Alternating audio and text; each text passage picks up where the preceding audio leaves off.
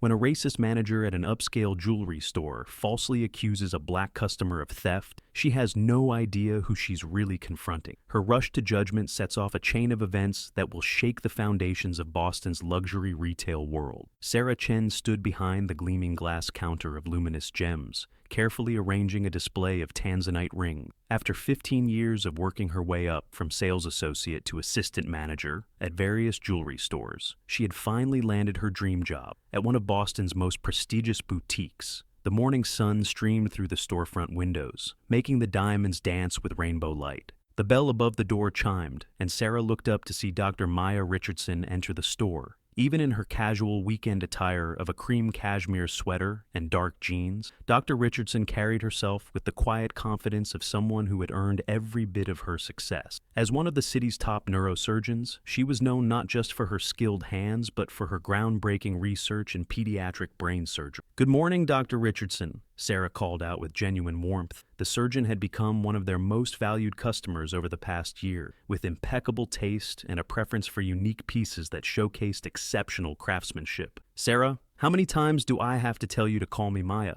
The doctor smiled, her dark eyes crinkling at the corners. "I'm hoping you can help me find something special for my daughter's medical school graduation next month." "Of course! I remember you mentioning Zara was finishing up at Harvard. Congratulations. You must be so proud." "Thank you, I really am. Though I have to admit, having another doctor in the family means I'll have to step up my game at our dinner table debates," Maya laughed. As Sarah began pulling out a selection of pieces she thought might interest Maya, the store's general manager, Victoria Blackwood, emerged from her office. Victoria had only been with the company for 6 months, but she'd already earned a reputation for her rather traditional views about who constituted a proper customer. Sarah watched from the corner of her eye as Victoria's perfectly penciled eyebrows drew together at the sight of Maya examining a platinum and diamond pendant. The manager's heels clicked sharply against the marble floor as she approached. "Can I help you find something?" Victoria's tone held the particular edge Sarah had come to recognize, polite on the surface but with an underlying current of suspicion. "Thank you, but Sarah's taking excellent care of me," Maya replied smoothly, barely glancing up from the pendant she was studying. Victoria, hovering unnecessarily close as Maya tried on several pieces. When the surgeon finally selected an exquisite Art Deco-inspired necklace featuring a rare Padparadscha sapphire surrounded by diamonds, Victoria's lips pressed into a thin line. "That piece is $38,000, she announced, emphasizing each syllable as if speaking to a child. Maya simply nodded, reaching for her wallet. "Yes, I saw the price tag. It's perfect for Zara. I'll need to verify the payment method before we proceed." Victoria's voice had taken on an even sharper edge. "We've had some incidents recently." Sarah felt her cheeks grow hot with secondhand embarrassment. There had been no such incidents, and Victoria knew it. She opened her mouth to intervene, but Maya spoke first. "Of course. Would you prefer to call the bank yourself? Or perhaps you'd like to speak with my financial advisor. I believe your owner, Mr. Harrison, plays golf with him at the Cambridge Country Club." Maya's tone remained perfectly pleasant, but her eyes had turned to steel. Victoria snatched Maya's black card with poorly concealed disdain. When the transaction went through without issue, she barely managed to mumble congratulations on the purchase. As Sarah carefully wrapped the necklace, she noticed Victoria watching Maya's departure with narrowed eyes. The moment the door closed behind the surgeon, Victoria rounded on Sarah. "Why didn't you tell me you were showing her our high-end pieces?" she demanded. "You know we have to be careful about security these days." "Dr. Richardson is one of our best customers," Sarah replied, keeping her voice steady despite her rising anger. "She purchased that diamond tennis bracelet just last month." "Well, something's missing from the case she was looking at," Victoria cut her off. "I want you to do a full inventory right now. And in the future, you'll notify me immediately when certain customers are handling expensive merchandise." Sarah's stomach dropped. "Victoria, are you suggesting—" "I'm not suggesting anything. I'm telling you to do your job and check that inventory. Now." With trembling hands, Sarah began counting each piece in the display case. She knew exactly what she would find, or rather, wouldn't find, because she had been the one to remove the missing sapphire ring that morning for cleaning. "The sapphire ring is gone," she reported quietly, her heart pounding. "But I knew it." Victoria's voice rose triumphantly. "Call the police immediately. I want to file a report before she gets too far." "Victoria, wait! The ring is—" But the manager was already on the phone with the police, describing Maya in terms that made Sarah's blood boil. When she tried to interrupt again, Victoria silenced her with a glare and retreated to her office, the door slamming behind her. Sarah stood rooted to the spot, tears of frustration pricking at her eyes. She knew she should speak up more forcefully, tell Victoria that the ring was in the cleaning solution in the back room. But years of conditioning to be the perfect employee, to never make waves, made the words stick in her throat. The rest of the day passed in a blur of anxiety and shame. When closing time finally came, Sarah's hands shook so badly she could barely count the register. Victoria had spent the afternoon in her office, emerging only to inform Sarah that she would be handling the police investigation herself. That night, Sarah barely slept. Images of Maya being confronted by police officers kept playing through her mind. By morning, she had made her decision. When she arrived at work the next day, Sarah headed straight for Victoria's office, the sapphire ring in her hand. But before she could knock, she heard familiar voices from the sales floor. Maya Richardson stood at the counter, but she wasn't alone. Beside her was an elegant older man Sarah recognized immediately from the company's website, Julian Harrison III, the owner of Luminous Gem. And with them was a distinguished-looking gentleman in an expensive suit who could only be Maya's lawyer. Victoria's face had gone chalk white as Mr. Harrison spoke in measured tones about the company's zero-tolerance policy for discrimination. Maya's lawyer was laying out the details of the false police report, along with a documented history of similar incidents at Victoria's previous places of employment. "I've known Maya for 20 years, Mr. Harrison was saying. "Not only is she one of our most valued customers, but she's also the surgeon who saved my granddaughter's life last year. The fact that she was treated this way in my store..." He shook his head in disgust. Sarah stepped forward, the ring clutched tightly in her hand. "Mr. Harrison, I need to tell you something." All eyes turned to her as Sarah explained about the ring being out for cleaning, how she had tried to tell Victoria but had been shut down. As she spoke, she saw Maya's expression soften with understanding. "Thank you for coming forward, Sarah," Maya said gently. "I know that couldn't have been easy." Mr. Harrison nodded in agreement. "Integrity and courage should be rewarded. Victoria, clear out your office. Sarah, I believe we have a general manager position that's just become available. That is, if you're interested." Victoria stormed out, her high heels striking the floor like angry exclamation points. In the silence that followed, Sarah found her voice. "Mr. Harrison, I appreciate the offer, but I need to be honest. I should have spoken up sooner. I let my fear of confrontation stop me from doing what was right, and that's not the kind of leader this store needs." "On the contrary," Maya interjected, "that's exactly why you're the right person for the job. You recognized your mistake, took responsibility for it, and learned from it. That's what real leadership looks like." Mr. Harrison smiled. "I couldn't agree more. What do you say, Sarah?" Sarah looked around the store, at the sparkling cases she had lovingly tended for months, at Maya's understanding smile, at the opportunity to create the kind of inclusive, welcoming environment she had always dreamed of. "I say yes," she replied firmly, "and I know exactly what changes we need to make first." The next few months brought a transformation to Luminous Gems. Under Sarah's leadership,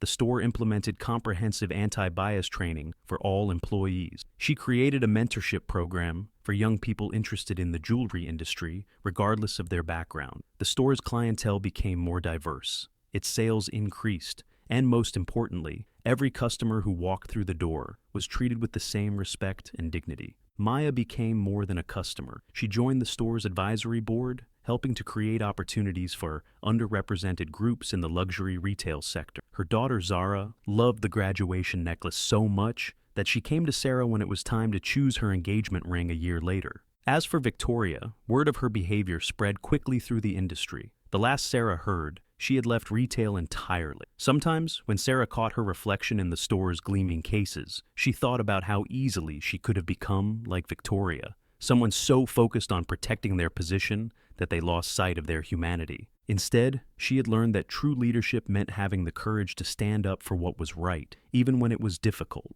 That real luxury wasn't about expensive jewelry, but about treating everyone with dignity and respect. And that sometimes, the most valuable things we possess aren't found in display cases at all, but in the choices we make and the people we choose to be. Each morning, as Sarah unlocked the store's doors, she paused to adjust the new sign she had installed beside the entrance. In elegant gold letters, it read, "Everyone who enters here will be treated with respect, dignity, and kindness, no exception. And she meant every word. 6 months into Sarah's tenure as general manager, the winds of change that had swept through Luminous Gems were tested in ways she hadn't anticipated. Victoria's departure had created ripples beyond their storefront, exposing fault lines in Boston's luxury retail community that had long been ignored. One morning, Sarah received an unexpected visit from Diane Whitman, the president of the New England Luxury Retailers Association, NELRA. Diane's perfectly coiffed silver hair and Chanel suit couldn't mask the tension in her voice as she requested a private meeting. "Sarah, dear,"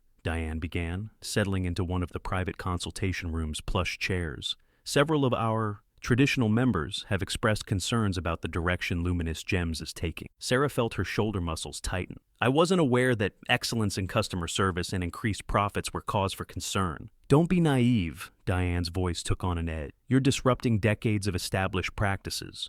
Just last week, I had Catherine Pembroke from Pembroke & Sons complaining that her clientele feels uncomfortable with the new crowd you're attracting." "You mean successful professionals who can afford our pieces but don't fit their preferred demographic?" Sarah kept her voice steady, though her hands had curled into fists beneath the table. Diane's lips thinned. "The association has always maintained certain standards. We're simply suggesting that perhaps a more traditional approach would better serve whom exactly?" The new voice came from the doorway, where Maya Richardson stood with her daughter Zara. Sarah hadn't heard them enter. Zara, fresh from her first year as a surgical resident, stepped forward. Unlike her mother's measured calm, righteous anger blazed in her eyes. "I'd love to hear more about these traditional practices you're so eager to protect." Diane's face flushed. "This is a private meeting." "Actually," Sarah stood, drawing strength from the Richardsons' presence. "As a member of our advisory board, Dr. Richardson has every right to be here, and since we're discussing association policies, I think it's relevant that 40% of our new customers in the past 6 months have been successful professionals of color who had never felt welcome in luxury jewelry stores before. The association isn't responsible for individual consumers' shopping choices," Diane protested. "No," Maya agreed, "but it is responsible for perpetuating systems that make those choices for them. Did you know that Luminous Gems is the only high-end jewelry store in Boston that has more than one person of color in management?" "That's hardly the association's fault, isn't it?" Zara interrupted. "When the association's traditional practices include unwritten rules about who belongs in these spaces." She pulled out her phone, scrolling through a document. "I've spent the last 3 months interviewing people of color about their experiences in luxury retail for my side project in healthcare equity. Would you like to hear what they've said about member stores?" Sarah watched Diane's face pale slightly. "That's hardly scientific data." "Actually," Maya smiled, "it is. Zara's research is part of a larger study on discriminatory practices in high-end service industries, funded by Harvard's School of Social Sciences. The preliminary findings are quite illuminating." A heavy silence fell over the room. Sarah thought about her own years of staying quiet, of accepting the status quo. "Not anymore. I have a counter-proposal for the association," she said. "Instead of suggesting we reverse our progress, why don't we share our success? Our profits are up 30%. Customer satisfaction scores have never been higher, and we've expanded our client base without losing a single existing customer, except those who left because they don't want to shop alongside doctors and lawyers who look like me," Maya added dryly. "I'd call that a net positive," Sarah continued. "We could help other stores implement similar changes, create industry-wide standards for inclusive practices, turn NELRA into a leader in retail equity." Diane's fingers drummed against her designer handbag. The board might not have a choice," Zara interjected. "Once our study is published, these practices will be public knowledge. Wouldn't it be better to be ahead of the controversy?" Before Diane could respond, another figure appeared in the doorway, Julian Harrison III, who had apparently caught the tail end of the conversation. "Diane," he said pleasantly, "I've been meaning to speak with you about my company's continued membership in NELRA. I'm having trouble justifying the dues when the association's values seem so outdated." Sarah bit back a smile as she watched the implications sink in. Luminous Gems was one of NELRA's most prestigious members. Their withdrawal would be a significant blow. "Perhaps," Diane said carefully, "there's room for evolution in our practice." "Wonderful," Julian replied. "Sarah, why don't you share your proposals for change with Diane? I'm sure between your business results and Zara's research, we can make a compelling case for progress." As they began to discuss specific changes, Sarah noticed Victoria's name on a document that had slipped from Diane's portfolio, A recommendation letter for a position at another luxury retailer. Without hesitation, Sarah spoke up. I see Victoria's seeking new employment, she said, causing Diane to quickly tuck the paper away. Before any member stores consider her application, they should know about the liability she created here. We have documentation. That won't be necessary, Diane replied stiffly. I believe I have a clear picture of the situation. After Diane left, somewhat shaken but committed to bringing their proposals to the board, Zara turned to Sarah with admiration. That was impressive. Standing up to the old guard isn't easy. I had good role models, Sarah smiled at Maya. Speaking of which, how's the Pediatric Neurology Fellowship application going? Actually, Zara exchanged a look with her mother. I've decided to focus my research on healthcare equity and discrimination in professional setting. After everything that happened here, I realize some battles are too important to ignore. Maya squeezed her daughter's hand. Sometimes the most important surgeries aren't performed in an operating room. Julian cleared his throat. Sarah, I've been thinking, we have 3 other locations across New England. They could benefit from the changes you've implemented here. How would you feel about taking on a regional role? Director of Retail Operations? Sarah felt a moment of panic. That's a big jump. So was standing up to Nelra, Maya pointed out. Sometimes the biggest jumps lead us exactly where we need to be. As Sarah considered the offer, her eyes fell on a young black woman who had just entered the store, looking slightly hesitant. The woman's lab coat suggested she was a doctor or scientist, and she kept glancing at the displays as if unsure of her welcome. I'll take the position, Sarah decided. But first, please excuse me. We have a customer who deserves our full attention. She approached the woman with a genuine smile. Welcome to Luminous Gems. I'm Sarah Chen, and I'd love to help you find exactly what you're looking for. The woman relaxed visibly. I'm Dr. Taylor. I just got my first major research grant, and I wanted to celebrate with something special. Congratulations! Let me introduce you to Dr. Richardson. She's on our advisory board, and I think you'll find you have a lot in common. As Sarah made the introduction, she caught her reflection in one of the display cases. The fear and hesitation that had once clouded her eyes were gone, replaced by the quiet confidence of someone who had found her voice and knew exactly how to use it. The sign by the door caught the afternoon sun, its promise of respect and dignity for all shining more brightly than any diamond in the store. But now, it wasn't just a sign. It was a beacon of change, one that Sarah was determined to spread throughout the industry, one store at a time. 1 year into her role as Regional Director of Operations, Sarah sat in her office reviewing expansion plans for Luminous Gems' newest location in Providence. The wall behind her desk displayed framed copies of recent press. Luxury Retail's new face in Forbes, Breaking the Crystal Ceiling in Business Weekly, and most prominently, the published findings of Zara Richardson's groundbreaking study on discrimination in high-end retail. Her intercom buzzed. Ms. Chen, there's someone here to see you. Victoria Blackwood. Sarah's hand froze over the store blueprints. Through the glass walls of her office, she could see her former manager standing in the reception area, considerably less polished than Sarah remembered. Victoria's designer suit had been replaced by off-the-rack business wear, and her once immaculate hair showed strands of gray. Send her in, Sarah said after a moment's hesitation. Victoria's steps were hesitant, lacking their former imperial confidence. Hello, Sarah. Or should I say, Director Chen? Sarah is fine, she replied neutrally. Please sit. Victoria perched on the edge of the chair, clutching her handbag like a shield. I assume you know why I'm here? Actually, I don't. I've been blacklisted, Victoria said bluntly. Every luxury retailer in New England has turned me down. Even the mid-range stores won't touch me. I'm working at a mall kiosk selling costume jewelry. Sarah kept her expression neutral. That must be difficult. It's humiliating, Victoria burst out. I had 20 years of experience in luxury retail. I was respected. And now, she laughed bitterly, I can't even get an interview at stores where I used to be the manager. Actions have consequences, Victoria. I made one mistake. No, Sarah cut her off firmly. You didn't make a mistake. You made a choice. Multiple choices, actually. And not just here. We found out about the other stores, the other incidents you covered up. Victoria's face flushed. I didn't. A knock at the door interrupted them. Maya Richardson stood in the doorway, elegant as ever, in surgical scrubs and a white coat. She had clearly just come from the hospital. Sarah, I can come back, Maya began, then stopped as she recognized Victoria. The temperature in the room seemed to drop 10 degrees. Victoria shot to her feet, her face draining of color. I should go. Stay. Maya's voice was surprisingly gentle. I think this conversation needs to happen. Sarah watched as her mentor entered the room and took a seat, creating a triangle between the 3 women. The tension was palpable. Dr. Richardson, Victoria began stiffly, I want to apologize. Save it, Maya held up a hand. I'm not interested in apologies made under duress. I'm more interested in growth. Tell me, what have you learned from this experience? Victoria's laugh held an edge of hysteria. That one incident can destroy your entire career? Try again, Sarah suggested quietly. Victoria's shoulders slumped. That I was wrong. Not just about you, Dr. Richardson, but about everything. The way I treated people, the assumptions I made. She swallowed hard. I've been on the other side now, working at that kiosk, being looked down on by the same type of people I used to be. It's opened my eyes. Empathy through experience, Maya nodded. Sometimes it's the only way we learn. But it's too late now, Victoria's voice cracked. No one will hire me. Sarah exchanged a look with Maya, then pulled a folder from her desk. That's not entirely true.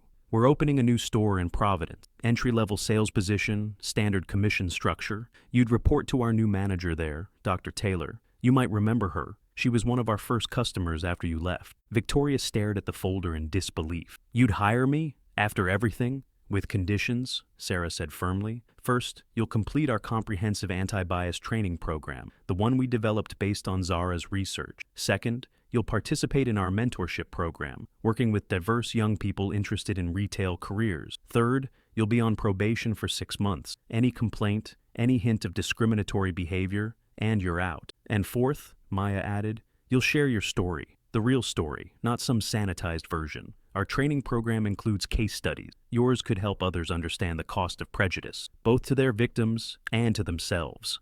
Victoria's hands trembled as she took the folder. Why would you give me another chance? Because people can change, Sarah replied. I did. A year ago, I was too afraid to speak up against injustice. Now, I'm helping reshape an entire industry. And because, Maya added, sometimes the most powerful advocates for change are those who've experienced both sides of the equation. I don't deserve this opportunity, Victoria whispered. No one deserves discrimination either, Sarah pointed out. But we all deserve the chance to learn and grow. The question is, what will you do with that chance? Victoria straightened her shoulders, a glimmer of her old confidence returning, but tempered now with humility. When do I start? Monday, 8 a.m. sharp. Don't be late. Sarah handed her an employee handbook.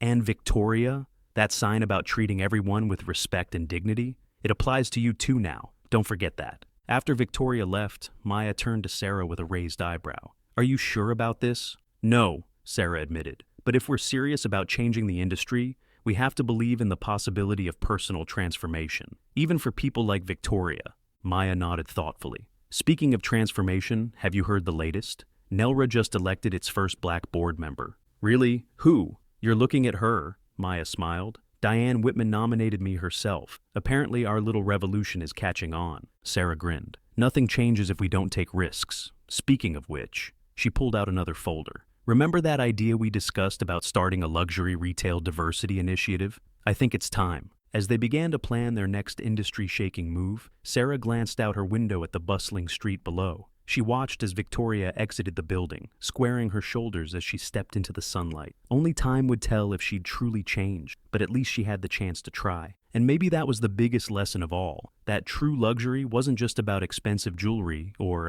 exclusive clientele. It was about creating spaces where everyone could shine, where past mistakes didn't define future possibilities, and where the real treasures were, the transformations that happened in people's hearts and minds. The story wasn't over. In many ways, it was just beginning. But now, with every decision, every hire, every customer interaction, they were writing a new chapter in retail history. And this time, everyone would have a voice in telling it.